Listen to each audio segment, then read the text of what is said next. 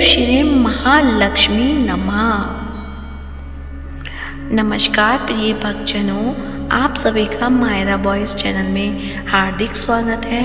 आप सभी को मायरा बॉयज़ चैनल की तरफ से अक्षय तृतीया की हार्दिक शुभकामनाएं। आज की इस वीडियो में आप सुनेंगे अक्षय तृतीया के दिन सुनी जाने वाली व्रत कथा। तो प्रेम से बोलिए माता लक्ष्मी की जय हो। इसी दिन से सतयुग और त्रेता युग का आरंभ हुआ। सृष्टि के रचयिता श्री ब्रह्मा जी के पुत्र अक्षय कुमार का अवतरण हुआ। माँ अन्नपूर्णा का जन्म हुआ। महर्षि परशुराम जी की जयंती भी इसी दिन है। भागीरथी माँ गंगा का अवतरण भी इसी दिन हुआ। धन के देवता श्री कुबेर जी को इसी दिन खजाना मिला था। भगवान श्री कृष्ण के बचपन के मित्र सुदामा का मिलन भी इसी दिन होना एक शुभ संकेत है। महाभारत काल में जब दुर्योधन ने द्रौपदी का चीरहरण किया था तो उस दिन अक्षय तृतीया थी और भगवान श्री कृष्ण ने द्रौपदी की पुकार सुनकर उनकी रक्षा की थी। चारों धाम की यात्रा का मुख्य स्थल श्री बद्रीनाथ मंदिर में कपाट भी अक्षय तृतीया को ही खुलते हैं। तब लाखों की संख्या में भक्त मंदिर में श्री बद्री नारायण जी के दर्शन करते हैं। इसी दिन भक्तों को वृंदावन के श्री बांके बिहारी मंदिर के चरणों के दर्शन कराए जाते हैं। तो आइए आप सुनते हैं अक्षय तृतीया की व्रत कथा। अक्षय तृतीया की एक कथा के अनुसार प्राचीन काल में एक धर्मदास नामक वैश्य था। धर्मदास अपने परिवार के साथ एक छोटे से गांव में रहता था। वह बहुत ही गरीब था। वह हमेशा अपने परिवार के भरण पोषण के लिए चिंतित रहता था। उसके परिवार में कई सदस्य थे। धर्मदास बहुत धार्मिक प्रवृत्ति का व्यक्ति था। उसका सदाचार तथा देव एवं ब्राह्मणों के प्रति उसकी श्रद्धा अत्यधिक प्रसिद्ध थी। अक्षय तृतीया व्रत के महात्म्य को सुनने के पश्चात उसने अक्षय तृतीया पर्व के आने पर सुबह जल्दी उठकर गंगा में स्नान करके विधि पूर्वक देवी देवताओं की पूजा की। व्रत के दिन सामर्थ्यानुसार जल से भरे घड़े, पंखे, जौ, सत्तू, चावल, नमक, गेहूं, गुड़, घी, दही, सोना तथा वस्त्र आदि वस्तुएं भगवान के चरणों में रखकर ब्राह्मणों को अर्पित की। यह सब दान देखकर धर्मदास के परिवार वाले तथा उसकी पत्नी ने उसे रोकने की कोशिश की। उन्होंने कहा कि अगर धर्मदास इतना सब कुछ दान में दे देगा तो उसके परिवार का पालन पोषण कैसे होगा। फिर भी धर्मदास अपने दान और पुण्य कर्म से विचलित नहीं हुआ और उसने ब्राह्मणों को कई प्रकार का दान दिया।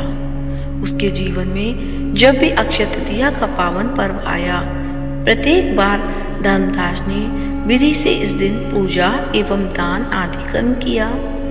अनेक रोगों से ग्रस्त तथा व्रत होने के उपरांत भी उसने उपवास करके धर्म कर्म और दान पुण्य किया। यही वैश्य दूसरे अगले जन्म में कुशावती का राजा हुए। मान्यता है कि अक्षय तृतीया के दिन किए गए दान पुण्य व पूजन के कारण वह अपने अगले जन्म में बहुत धनी एवं प्रतापी राजा बना। वह इतना धनी प्रतापी राजा बना कि वह इतना कि त्रिदेव तक उसके दरबार में अक्षय तृतीया के दिन ब्राह्मण का वेश धारण करके उसके महायज्ञ में शामिल होते थे। अपनी श्रद्धा और भक्ति का उसे कभी घमंड नहीं हुआ। वह प्रतापी राजा महान एवं वैभवशाली होने के बावजूद भी धर्म मार्ग से कभी विचलित नहीं हुआ। माना जाता है कि यही राजा आगे के जन्मों में भारत के प्रसिद्ध सम्राट चंद्रगुप्त के रूप में पैदा हुए थे। जैसे भगवान ने धर्मदास पर अपनी कृपा की, वैसे ही जो भी व्यक्ति इस अक्षय तृतीया की कथा का महत्व सुनता है और विधि विधान से पूजा एवं दान आदि करता है, उसे अक्षय पुण्य एवं यश की प्राप्ति होती है। तो प्रेम से बोलिए धर्मदास की जय हो। अब आप सुनेंगे माता अन्नपूर्णा की कथा। एक समय की बात है, काशी निवासी धनंजय की पत्नी का नाम सुलक्षणा था। उसे अन्य सब सुख प्राप्त थे, लेकिन केवल निर्धनता ही उसके दुख का एकमात्र कारण थी। यह दुख उसे हर समय सताता रहता था। एक दिन सुलक्षणा पति से बोली, स्वामी आप कुछ उद्यम करो तो काम चले। इस प्रकार कब तक काम चलेगा? सुलक्षणा की बात धनंजय के मन में बैठ गई और उसी दिन विश्वनाथ शंकर जी को प्रसन्न करने के लिए बैठ गया और कहने लगा कि हे देवादिदेव विश्वेश्वर, मुझे पूजा पाठ कुछ नहीं आता, केवल आपके भरोसे बैठा हूँ। इतनी विनती करके वह 2-3 दिन भूखा प्यासा बैठा रहा। यह देखकर भगवान शंकर ने उसके कान में अन्नपूर्णा अन्नपूर्णा अन्नपूर्णा इस प्रकार 3 बार कहा। यह कौन क्या कह गया? इसी सोच में धनंजय पड़ गया कि मंदिर से आते ब्राह्मणों को देखकर उसने पूछने लगा, पंडित जी अन्नपूर्णा कौन है? ब्राह्मणों ने कहा, तू अन्न छोड़ बैठा है सो तुझे अन्न की ही बात सूझती है। जा घर जाकर अन्न ग्रहण कर। धनंजय घर गया, स्त्री से सारी बात कही। वह बोली, नाथ चिंता मत करो, स्वयं शंकर जी ने यह मंत्र दिया है, वे स्वयं ही खुलासा करेंगे। आप फिर जाकर उनकी आराधना करो। धनंजय फिर जैसा का तैसा पूजा में बैठ गया। रात्रि में शंकर जी ने आज्ञा दी और कहा कि तू पूर्व दिशा में चला जा। वह अन्नपूर्णा का नाम जपता जाता और रास्ते में फल खाता, झरनों का पानी पीता। इस प्रकार कितने ही दिनों तक चलता गया। वहाँ उसे चांदी सी चमकती वन की शोभा देखने में आई। सुंदर सरोवर देखने में या उसके किनारे कितनी ही अप्सराएं झुंड बनाए बैठी थीं।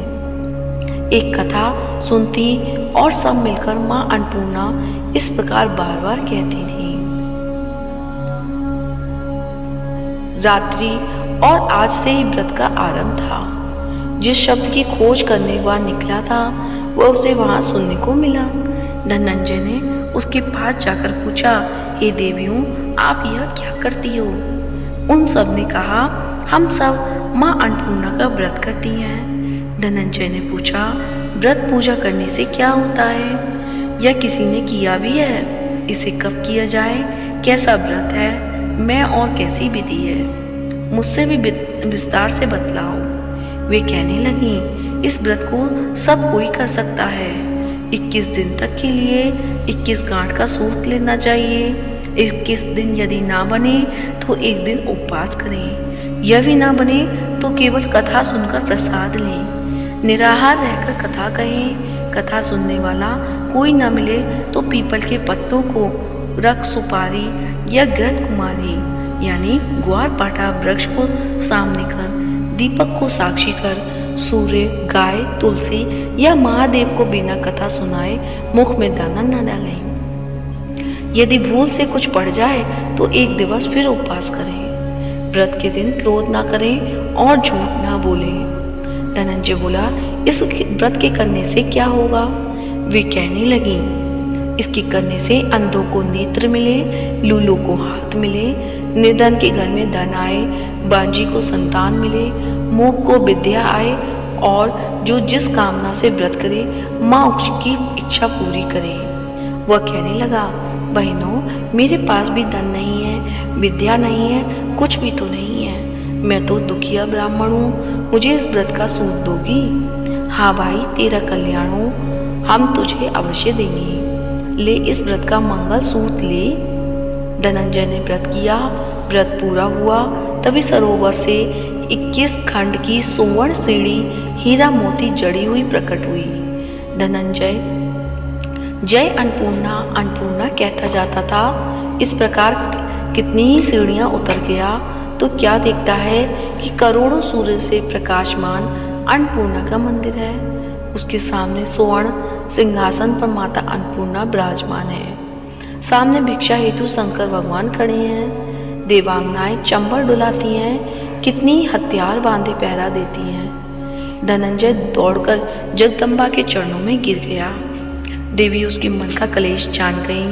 धनंजय कहने लगा, माता आप तो अंतर्यामी हो, आपको अपनी दशा क्या बताऊं। माता बोली, मेरा व्रत किया है, जा संसार तेरा सत्कार करेगा। माता ने धनंजय की जीवा पर बीज मंत्र लिख दिया। अब तो उसके रोम रोम में विद्या प्रकट हो गई। इतने में क्या देखता है कि वह काशी विश्वनाथ के मंदिर में खड़ा है। माँ का वरदान ले धनंजय घर आया। सुलक्षणा से सब बात कही। माताजी की कृपा से उसके घर में संपत्ति उमड़ने लगी। छोटा सा घर बहुत बड़ा गिना जाने लगा। जैसे शहद के छत्ते में मक्खियाँ जमा होती हैं, उसी प्रकार अनेक सगे संबंधी आकर उसकी बड़ाई करने लगे। कहने लगे, इतना धन और इतना बड़ा घर, सुंदर संतान नहीं तो इस कमाई का कौन भोग करेगा। सुलक्षणा से संतान नहीं है, इसलिए तुम दूसरा विवाह कर लो। अनिश्चितता होते हुए भी धनंजय को दूसरा विवाह करना पड़ा और सती सुलक्षणा को सौत का दुख उठाना पड़ा। इस प्रकार दिन बीतते गए। फिर बैसाख मास आया। नए बंधन से बंधे पति से सुलक्षणा ने कहलाया कि हम व्रत के प्रभाव से सुखी हुए हैं, इस कारण यह व्रत छोड़ना नहीं चाहिए। यह माताजी का प्रताप है जो हम इतने संपन्न और सुखी हैं। सुलक्षणा की बात सुन धनंजय उसके यहाँ आया और व्रत में बैठ गया। नई बहू को इस व्रत की खबर नहीं थी। वह धनंजय के साथ सामने आने की राह देख रही थी। दिन बीतते गए और व्रत पूर्ण होने में 3 दिवस ही बाकी थे कि नई बहू को खबर पड़ी कि उसके मन में ईर्ष्या का ज्वाला दहक में लगी थी। सुलक्षणा के घर आ पहुंची और उसने वहां भगदड़ मचा दी। वह धनंजय को अपने साथ ले गई। नए घर में धनंजय को थोड़ी देर के लिए निद्रा में आ दबाया। इसी समय नई बहू ने उसका व्रत का सूत तोड़कर आग में फेंक दिया। अब तो माताजी का कोप जाग गया। घर में अकस्मात आग लग गई, सब कुछ जलकर खाक हो गया। सुलक्षणा जान गई और पति को फिर अपने घर ले आई। नई बहू रूठ कर पिता के घर जा बैठी। पति को परमेश्वर मानने वाली सुलक्षणा बोली, नाथ घबराना नहीं, माताजी की कृपा अलौकिक है। पुत्र को पुत्र हो जाता है पर माता कुमाता नहीं होती। अब आप श्रद्धा और भक्ति से आराधना शुरू करो, वे जरूर हमारा कल्याण करेंगी। धनंजय फिर माता के पीछे पड़ गया।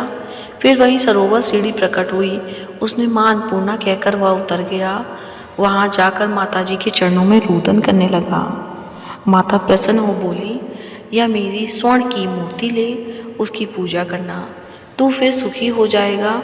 जा, मुझे तेरा आशीर्वाद है। तेरी स्त्री सुलक्षणा ने श्रद्धा से मेरा व्रत किया है, उसे मैंने पुत्र दिया है। धनंजय ने आंखें खोली तो खुद को काशी विश्वनाथ के मंदिर में खड़ा पाया। वहाँ से फिर उसी प्रकार घर को आया। इधर सुलक्षणा के दिन चढ़े और महीने पूरे होते ही पुत्र का जन्म हुआ। गांव में आश्चर्य की लहर दौड़ गई। इसी प्रकार उसी गांव के निसंतान सेठ के पुत्र होने पर उसने माता अन्नपूर्णा का मंदिर बनवा दिया। उसमें माताजी धूमधाम से पधारी, यज्ञ किया और धनंजय को मंदिर के आचार्य का पद दे दिया। जीविका के लिए मंदिर की दक्षिणा और रहने के लिए बड़ा सुंदर सा भवन दिया। धनंजय स्त्री पुत्र सहित वहाँ रहने लगा। माताजी के चढ़ावे में भरपूर आमदनी होने लगी। उधर नई बहू के पिता के घर डाका पड़ा, सब लुट गया। वे भीख मांगकर पेट भरने लगे। सुलक्षणा ने यह सुना तो उसे बुला भेजा, अलग घर में रख दिया और उसके अन्न वस्त्र का प्रबंध कर दिया। धनंजय, सुलक्षणा और उसका पुत्र माताजी की कृपा से आनंद से रहने लगे।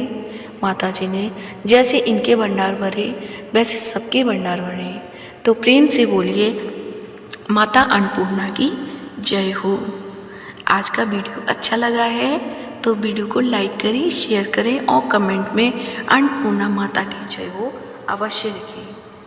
साथ ही इस वीडियो को लाइक करें, शेयर करें और चैनल को सब्सक्राइब करें। धन्यवाद। जय अन्नपूर्णा माता की जय हो।